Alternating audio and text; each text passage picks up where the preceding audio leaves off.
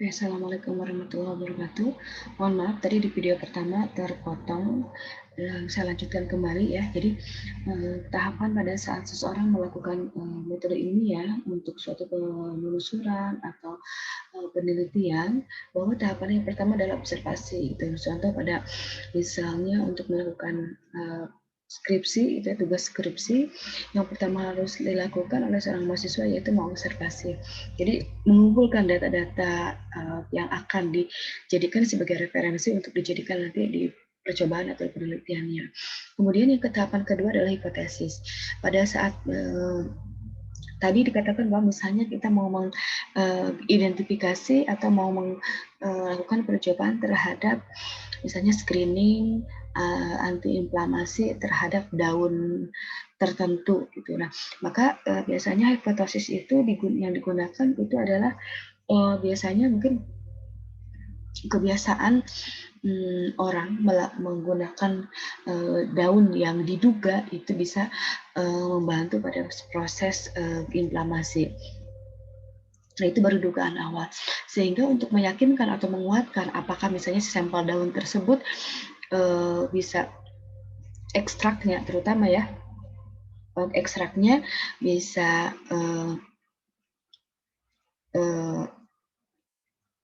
dibuktikan bahwa memang dari ekstrak daun tersebut itu bisa mencegah suatu inflamasi, maka dilakukan percobaan. Kemudian nanti ada kesimpulan dan baru laporan. Laporan itu adalah hasil dari keseluruhan dari mulai observasi, hipotesis, percobaan seperti itu. Nah, di dalam melakukan pengamatan, observasi, gitu ya,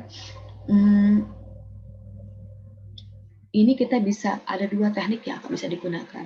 Apakah dia berupa kuantitatif atau kualitatif seperti itu.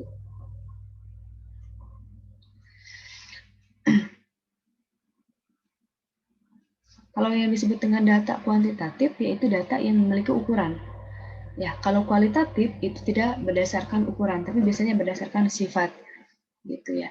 Kalau di dalam pemeriksaan, contoh nih ya, contoh misalnya ada pemeriksaan kuantitatif dan kualitatif. Yang disebut dengan pemeriksaan kuantitatif itu adalah mengukur kadar. Nah, di dalam pengamatan juga apa yang diamati? Apakah misalnya pengamatan terhadap di sini reaksi senyawa tertentu dengan konsentrasi tertentu, berarti pengamatan terhadap kuantitatif. Tapi kalau misalnya pengamatan yang berupa apakah adanya endapan, warna, perubahan suhu, itu termasuk observasi kualitatif seperti itu. Kalau di klinik-klinik itu biasanya contohnya gini,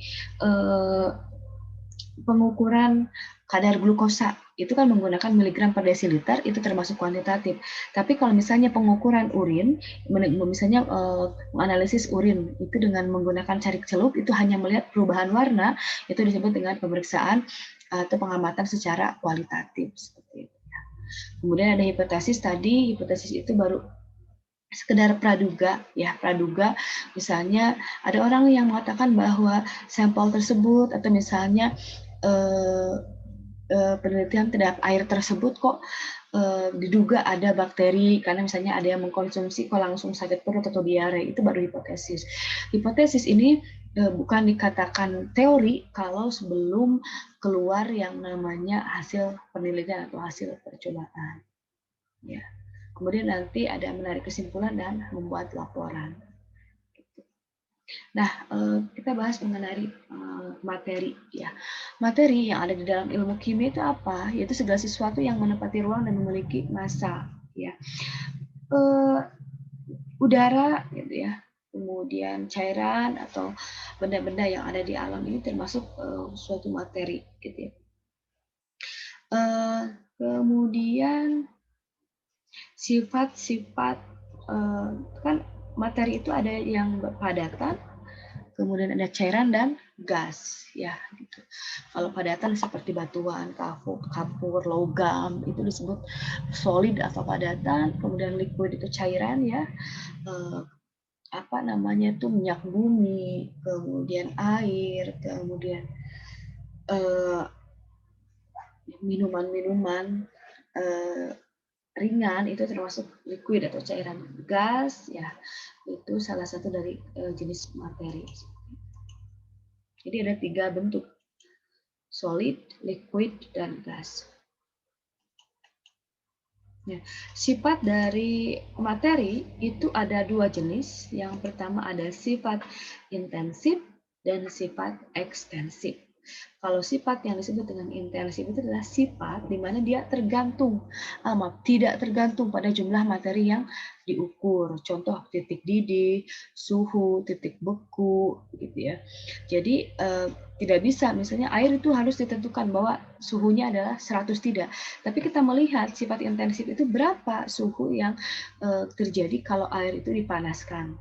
Ya, suhu berapa dia meningkatnya, maksimumnya berapa. Jadi tidak tergantung pada jumlah materi yang diukur. Kemudian sifat ekstensif yaitu sifat yang bergantung pada materi yang diukur. Berapa misalnya masanya, panjang, mol, volume dari materi tersebut. Kemudian penggolongan materi. Nah, di sini penggolongan materi yang pertama ada unsur. Kalau yang disebut dengan unsur adalah satu zat yang tidak dapat dipisahkan. Contoh CO, yaitu unsur. Nah, ini adalah jenis-jenis unsur. Jadi yang ada di tabel periodik itu semuanya adalah unsur. Itu ada 118 sekarang itu. Nah, dari mulai Al itu aluminium, fluorin, kemudian Au emas, bismut, kalsium, kalium, krom, itu termasuk dengan unsur. Kemudian yang selanjutnya ada yang disebut dengan senyawa. Kalau senyawa itu adalah zat yang tersusun atas atom atau dari dua unsur atau lebih. Contoh H2O, ya, kemudian H2SO4 itu kan terdiri dari beberapa unsur. H ada S-nya, ada O-nya, ada hidrogennya gitu ya. H2SO4. Kemudian ada MgCl, kemudian alkohol gitu ya, itu termasuk ke dalam senyawa. Ada campuran juga ya. Kalau campuran biasanya gabungan dua zat tunggal atau lebih, jadi lebih dari dua. Seperti itu ya. Itu campuran, ada campuran homogen dan ada campuran heterogen. Ya, ini ya. Mixture itu ada mixture itu campuran ya. Kemudian ada yang namanya pure substance gitu ya. Kalau yang disebut dengan apa namanya itu, kalau ada unsur dan campuran ya, unsur dan campuran. Nah, kemudian yang namanya ilmu kimia, misalnya kita mau mendapatkan suatu zat atau senyawa tertentu dari campuran senyawa lain, maka harus dipisahkan terlebih dahulu. Ya, contoh misalnya pemisahan campuran itu banyak sekali, tergantung sampel yang digunakan. Contoh, misalnya kita mau membedakan antara klorofil A dengan klorofil B, misalnya itu menggunakan dengan kromatografi lapis tipis, ya. Misalnya seperti itu. Ada pemisahan dengan destilasi. Destilasi ini contoh pada pemisahan campuran air dan alkohol. Kalau di Pertamina itu menggunakan destilasi bertingkat itu untuk memisahkan mana yang termasuk misalnya nanti bitumen, kemudian parafin, kemudian ada solar, gasolin, pertamax, sampai pertamax plus itu menggunakan destilasi. Jadi pemisahan berdasarkan suhu, ya seperti itu. Kemudian ada rekristalisasi, ya misalnya mengkristalkan. Contoh pada garam, misalnya para petani-petani garam itu kan dia melakukan proses pemisahan, itu namanya rekristalisasi. Jadi mengkristalkan NaCl, garam-garam yang tadinya kan garam tersebut ada berupa masih bercampur di air di danau seperti itu. Kemudian ada ekstraksi. Nah ini ekstraksi ini yang sering banyak sekali disalahartikan.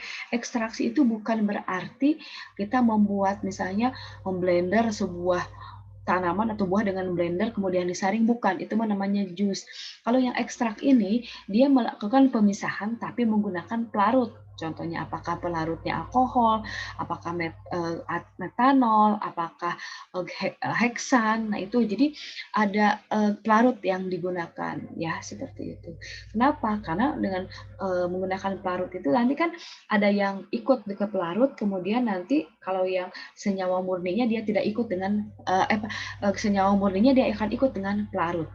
Nah, makanya digunakanlah pelarut yang bisa menguap. Karena pada saat nanti dikondensasi, pelarutnya menguap. Maaf, maaf, yang pelarut tidak menguap.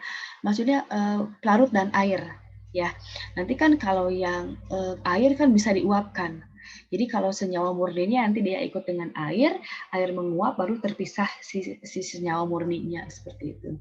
Sementara larutnya terpisah lagi di bagian yang lainnya. Biasanya itu ekstraksi dan nanti di akhir dengan kondensasi seperti itu. Nah tadi kromatografi ini jenisnya banyak sekali. Ada kromatografi kromatografi gas, kemudian ada yang namanya KLT kromatografi lapis tipis, ada kromatografi tingkat tinggi atau yang disebut dengan HVLC. Biasanya ini kalau kayak di LIPI itu ya di pusat-pusat penelitian ini HVLC ini dia lebih banyak dipakai. Kenapa? Karena memang keakuratannya. Misalnya dengan kadar sedikit pun itu dengan HVLC bisa terpisah. Contoh kita mau mencari atau mengidentifikasi misalkan gini, daun itu kan kadang ada warna kuningnya, ada warna orange-nya. Contoh, kita mau memisahkan ya warna kuning itu kan beta karoten. Nah, sementara kebanyakan itu warnanya adalah hijau. Kita pingin nih, tapi mendapatkan beta karotennya. Makanya untuk memisahkannya dengan ketelitian yang tinggi, dengan konsentrasi yang sangat kecil di sampelnya itu menggunakan HVLC seperti itu ya. Nah, cuma di kromatografi itu ada istilah nanti eluen, ada absorben dan seterusnya seperti itu ya. Nah, itu mungkin untuk pengantar dari ilmu kimianya. Nah, ini ada satu lagi. Sebentar ya, saya cari dulu. Ini mengenai pengukuran dan suhu gitu ya. Bentar, saya cari dulu filenya.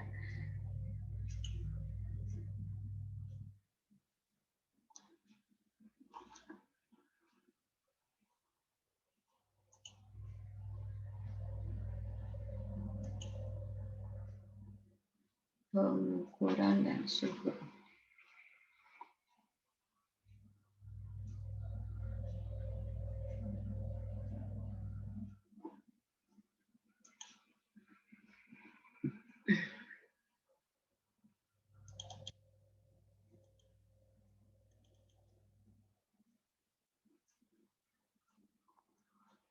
Nah, untuk pengukuran, jadi di dalam pengukuran kimia, karena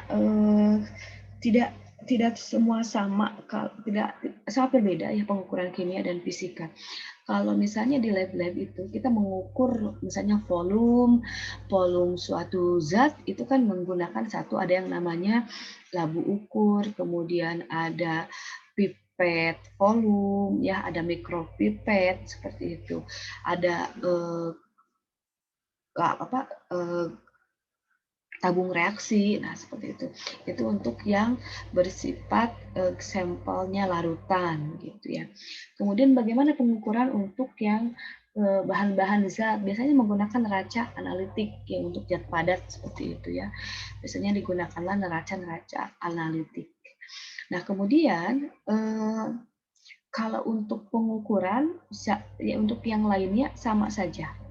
Ya, untuk contoh tadi apa namanya belum keluar ya.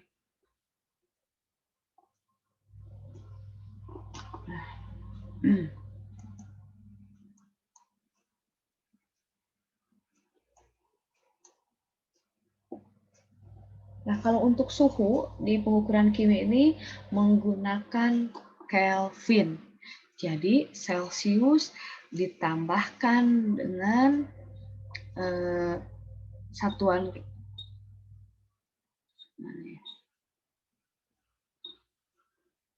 bentar.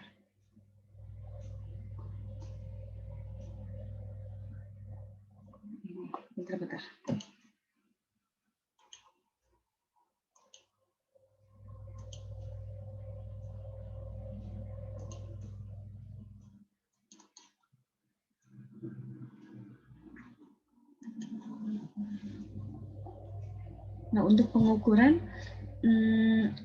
sama seperti lainnya, seperti menggunakan kilogram, ada menggunakan gram gitu. Cuman nah untuk suhu itu